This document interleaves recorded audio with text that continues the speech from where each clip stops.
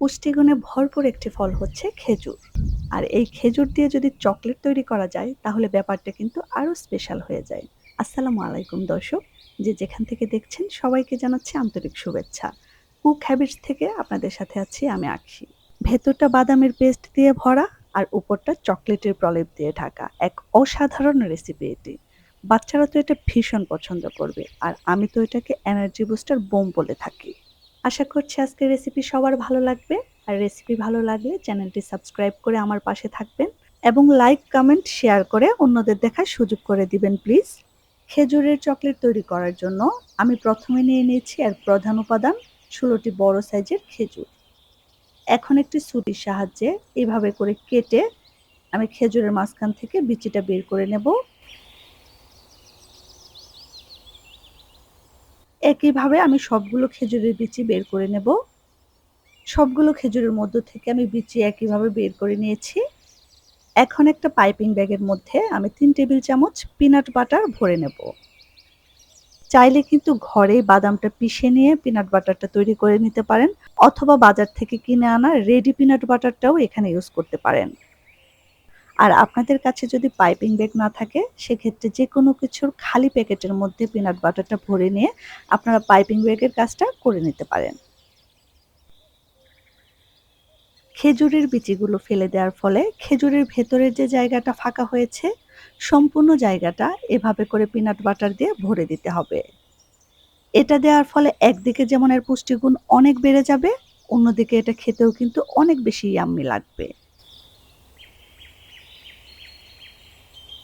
একইভাবে সবগুলো খেজুরের ভেতর আমি পিনাট বাটার দিয়ে ভর্তি করে নিয়েছি। এখন এগুলোকে এক সাইডে রেখে দিয়ে চকলেটের প্রিপারেশনে চলে যাব। আমি এখানে 1 কাপ পরিমাণ হোয়াইট চকলেট গ্রেট করে নিয়েছি এবং হাফ কাপ পরিমাণ ডার্ক চকলেট নিয়েছি। গরমের কারণে ডার্ক চকলেটটা অনেকটাই নরম হয়ে গিয়েছে, তাই আর গ্রেট করার দরকার হয়নি। এখন এগুলোকে ডাবল বয়েলিং প্রসেসের মাধ্যমে মেল্ট করে নেব। আপনারা চাইলে ওভেনে দিয়েও মেল্ট করতে পারেন, তবে সেক্ষেত্রে 30 সেকেন্ডের বেশি সময় রাখবেন না, এতে করে চকলেটটা পুড়ে গিয়ে তেতো হয়ে যেতে পারে। গরম পানির উপরে রেখে 10 থেকে 15 মিনিট তাপ দিলেই চকলেটটা সুন্দরভাবে গলে যাবে। একইভাবে আমি ডার্ক চকলেট এবং হোয়াইট চকলেট দুটোকেই মেল্ট করে নিয়েছি।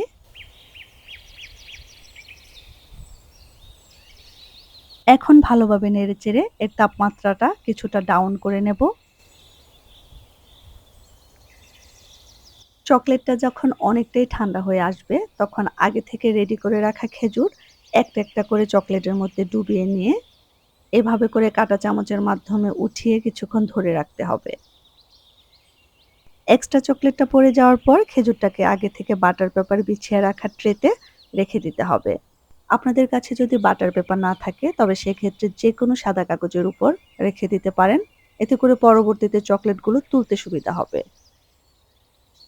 একইভাবে সবগুলো খেজুর আমি চকলেটের মধ্যে ডুবিয়ে নিয়ে ফ্রিজে রেখে দেব 15 মিনিটের জন্য। 15 মিনিট পর খেজুরের উপর চকলেটের প্রলেপটা সুন্দরভাবে সেট হয়ে গিয়েছে। যদি খেজুরের উপর চকলেটের প্রলেপটা আরো মোটা করে দিতে চান তবে সেম ভাবে আরো 1 থেকে 2 বার চকলেটের মধ্যে ডুবিয়ে নিলেই হবে। আমি মোট 2 বার ডুবিয়ে নিয়েছিলাম। এখন আগে থেকে মেল্ট করে রাখা ডার্ক চকলেটটা আমি একটা পাইপিং ব্যাগের মধ্যে ভরে নিয়েছি, আর পাইপিং ব্যাগের মাথাটা আমি একটু চিকন করে কেটে নেব। এখন ডার্ক চকলেট দিয়ে হোয়াইট কালারের চকলেটের উপর একটু ডিজাইন করে নেব, এতে করে দেখতে যেমন সুন্দর লাগবে খেতেও কিন্তু ভালো লাগবে।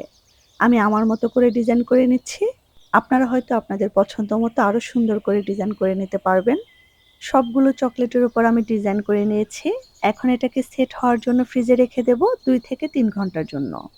2 থেকে 3 ঘন্টা পর এটা খুবই সুন্দরভাবে সেট হয়ে গিয়েছে। এখন এটা খাওয়ার জন্য সম্পূর্ণ রেডি। আপনাদের সুবিধার্থে একটা চকলেট নিয়ে আমি কেটে দেখিয়ে দিচ্ছি এটা ঠিক ভেতর থেকেও কতটা পারফেক্ট হয়েছে। 3 লেয়ারে তৈরি এই চকলেটটা খেতে কিন্তু নামি দামি কোনো ব্র্যান্ডের চকলেটের থেকে কোনো অংশেই কম নয়। আর সারাদিনের ক্লান্তি শেষে এরকম 1 পিস বা 2 পিস চকলেট যদি খাবার মেনুতে রাখা যায় তাহলে সেটা কিন্তু শরীরে ইনস্ট্যান্ট এনার্জি বুস্টার হিসেবে কাজ করবে। আশা করছি আজকের রেসিপি সবার ভালো লেগেছে, আর রেসিপি ভালো লাগলে চ্যানেল সাবস্ক্রাইব করতে ভুলবেন না, আর লাইক কমেন্ট শেয়ার করে আমাকে সাপোর্ট করবেন প্লিজ। ইনশাআল্লাহ দেখা হবে পরবর্তী কোনো রেসিপিতে। সবাই ভালো থাকবেন, সুস্থ থাকবেন। আসসালামু আলাইকুম।